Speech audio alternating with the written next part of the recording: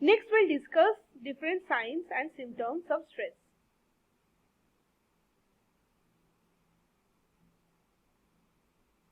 The way we are going to react in the stressful situation depends on many factors like personality, upbringing, life experience.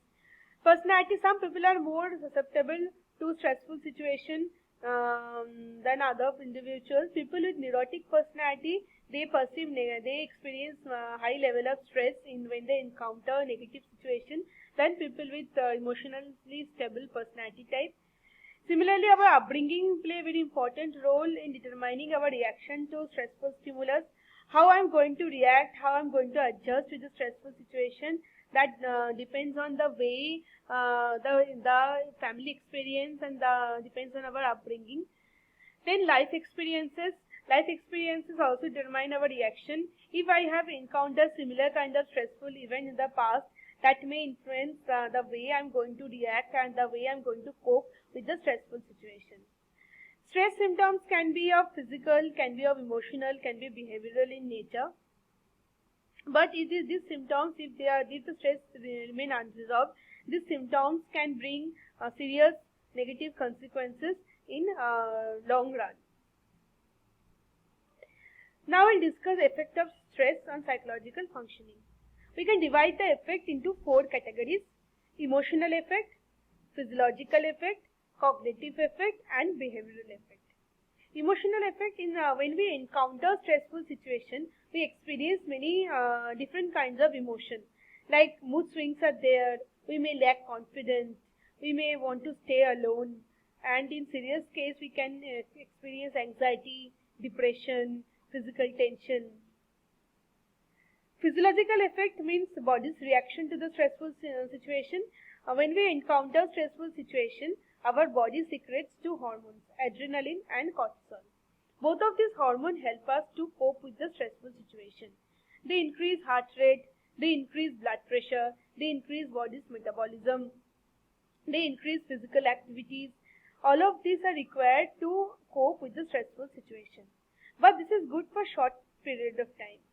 If the stress is prolonged, then this physical changes can bring several health hazards like high blood pressure, heart problems, stroke, exhaustion.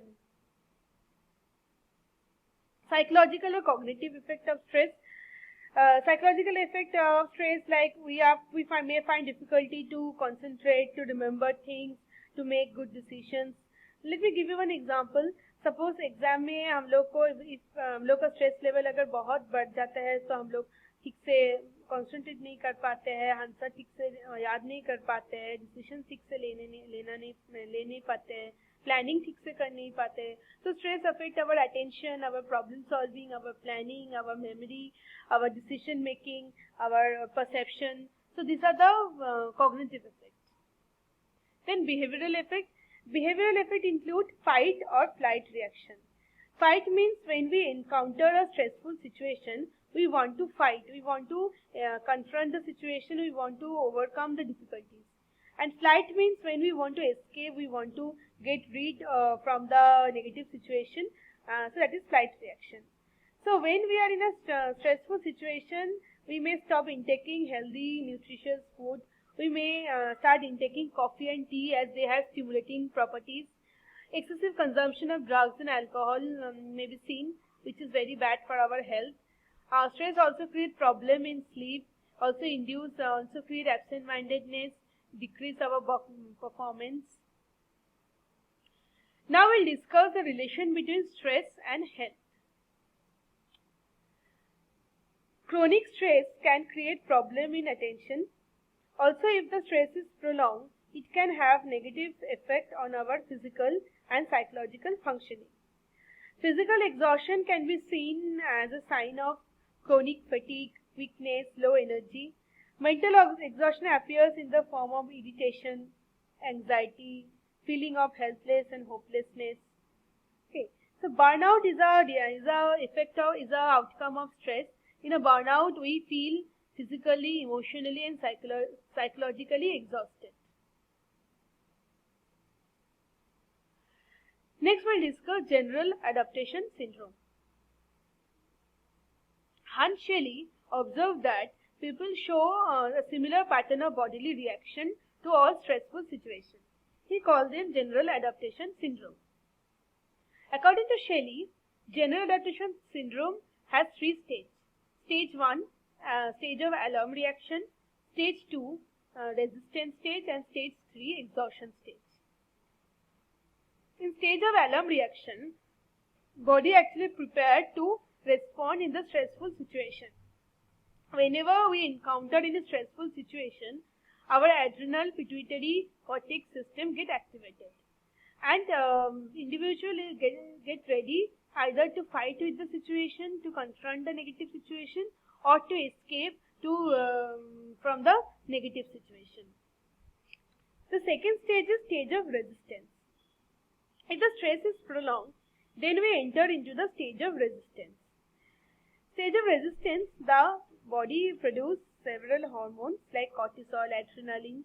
These hormones help our body to cope with the stressful situation.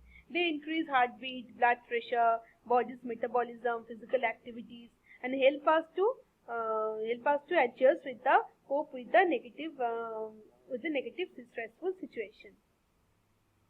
But if the stress is prolonged, then we enter the exhaustion stage. In exhaustion stage, the stressor drains the body of its resources and lead to the third stage of exhaustion. The physiological system that involved in the alarm reaction and resistance, they become inactive, and individuals become vulnerable to different stress-related disease like high blood pressure, stroke, exhaustion, high blood sugar level, etc. But Hans Shelley's model has been criticized. First, this model does not explain the psychological factors which are involved in stress. Second, this model failed to explain the concept of appraisal, like how our perception, effect of our perception on stress. So this theory entirely focused on the physiological and bodily reactions and completely ignored the psychological factors, psychological appraisal in determining our perception of stress. Next, we discuss stress and immune system. Psychoneuroimmunology. It is a branch that studies the link between mind, brain, and immune system. Immune system means a system which protects us from disease, from various kind of bacteria, virus. So the white blood cell, which is called leukocyte, that actually identify and destroy the foreign bodies, that is which is called antigens, such as virus and bacteria. And also this white blood cell produce antibodies which protect us from this harmful virus and bacteria. Stress can reduce the level of cytotoxicity, which is a natural killer. Cytotoxicity is a chemical which protects us from various infections and cancer. People who experience high level of stress, they have low level of this cytotoxicity in their blood. Individuals who receive social support, who have good, who can cope with the stressful situation better, are found to have better immune functioning.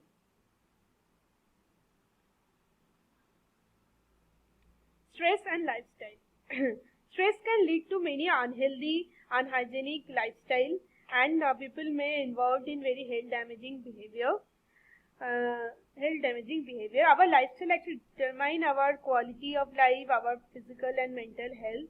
So people who experience lot of stress in their life or high level of stress in their life, they have unhealthy lifestyle. Like they don't eat nutritious food. They may face difficulty in sleep. They may involved in different health risking behaviors like smoking, alcohol abuse. So these have a negative effect on their health.